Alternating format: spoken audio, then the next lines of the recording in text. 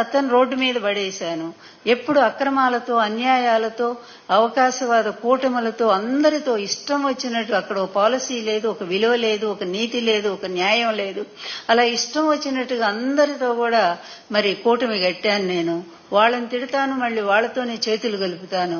చివరికి ఏ party Telugu Desam party Congress కు వ్యతిరేకంగా పుట్టిందో అదే కాంగ్రెస్ వాకిటి కూడా తెలుగుదేశం పార్టీని తీసుకెళ్లి నిలబెట్టాను. ఇన్ని నీచ పనులు చేసి ఎందుకంటే అధికారం కోసం, అధికారం ఎందుకంటే లక్షల కోట్లు సంపాదించడం కోసం.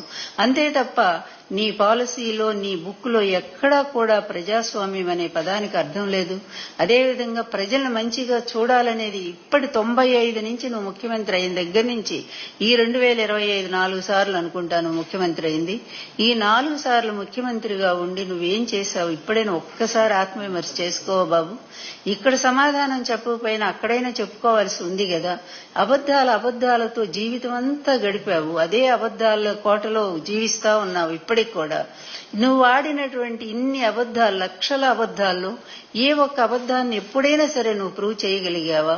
నానాడు లక్ష్మీపార్వతి దగ్గర నుంచి ఈ రోజు జగన్మోహన్ రెడ్డి వరకు కూడా ఎన్ని అబద్ధాలు ఆడావు. నిన్నగాక మొన్ననే కదా తిరుపతి లడ్డూ విషయంలో పెద్ద అబద్ధం ఆడావు.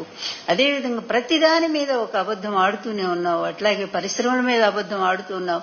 పరిశ్రమలన్నీ జగన్ గారి హయాంలో వస్తే వాటన్నిటికి తీసుకెళ్లి నా హయాంలో తెచ్చుకున్నాను. ఇట్లా ప్రతి క్షణం కూడా అబద్ధాలతో బ్రతుకుతున్నటువంటి నీకు మనస్సు అనేది అసలు లేదనుకుంటాను బహుశా.